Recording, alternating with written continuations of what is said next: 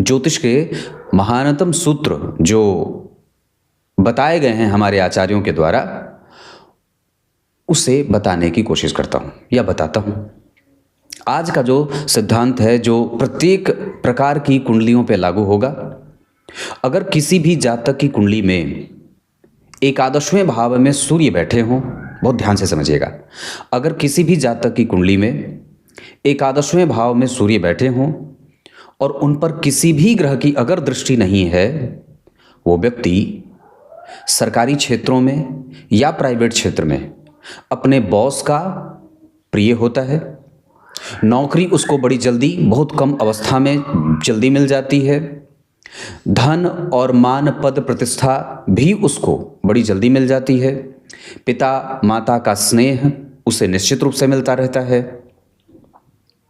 बड़ों का आदर, अभिमानी, थोड़ा बहुत स्वाभिमान भी रहे, अभिमान भी रहे, दोनों का मिश्रण होता है। अपने हिसाब से काम करने वाला होता है, किसी के फिराक में नहीं रहने वाला होता है और समस्त प्रकार के इच्छाओं की पूर्ति करने में विश्वास रखने वाला महत्वाकांक्षी और भोगी होता है। ये सब इसके अच्छे परिणाम हैं कि अगर आपकी कुंडली में सूर्य एकादशवें भाव में बैठे हैं, लेकिन शर्त ये कि उन पर किसी भी ग्रह की दृष्टि नहीं होनी चाहिए। क्योंकि एकादशवें भाव में आप लोग जानते ही हैं, मैंने बहुत बार ये बात बताई है कि एकादशवें भाव में सूर्य नारायण जो होते हैं वो अति विशिष्ट कारक होते हैं। वहाँ वो अत्यंत श्रेष्ठता से और बिना किसी रोक टोक के परिणाम करते देखे जाते हैं।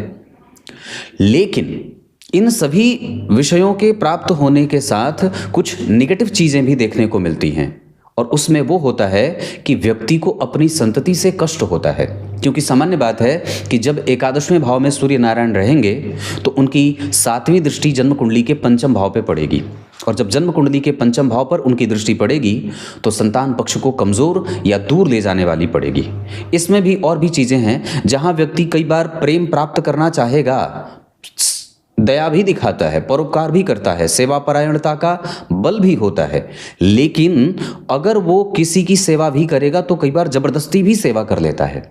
मतलब अगर माता और पिता को जबरदस्ती ही उन्हें दवाई देनी हो तो थोड़ी डांट डपट करके भी दवाई दे सकता है।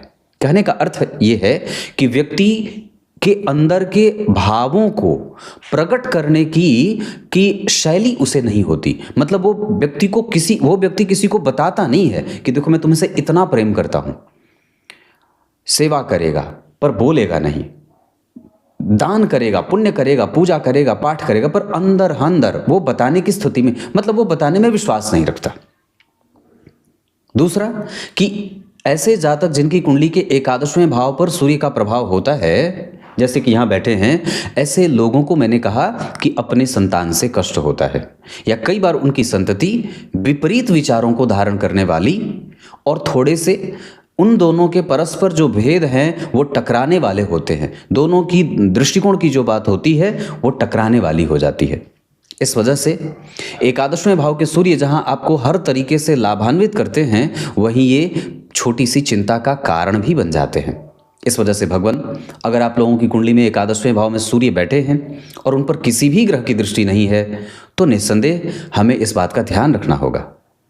और अगर ये बात समझ में ना आए, हाँ, पर एक बात है कि उस पर किसी ग्रह की दृष्टि नहीं होनी चाहिए, अन्यथा तो सारी चीज़ें मिलेंगी और नहीं मिलेंगी, दोनों ही बातें आएंगी।